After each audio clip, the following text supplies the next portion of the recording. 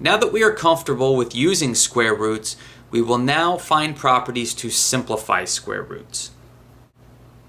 For multiplication, we get that the square root of a times b is equal to the square root of a times the square root of b. This allows us to break up large values that we're not familiar with into smaller, easier to calculate roots. For example, we know that the square root of 100 is equal to 10 because 10 times 10 is 100. But let's just say we didn't know that. We could see that the square root of 100 is equal to the square root of 25 times 4 because 25 times 4 is equal to 100.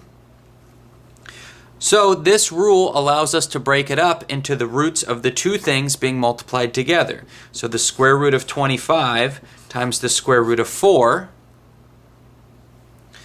Well, the square root of 25 is 5 and the square root of 4 is 2.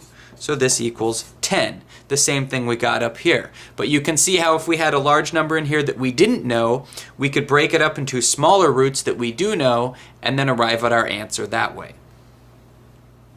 It is very important to understand that this simplification only works with multiplication, not when the operation inside is addition or subtraction.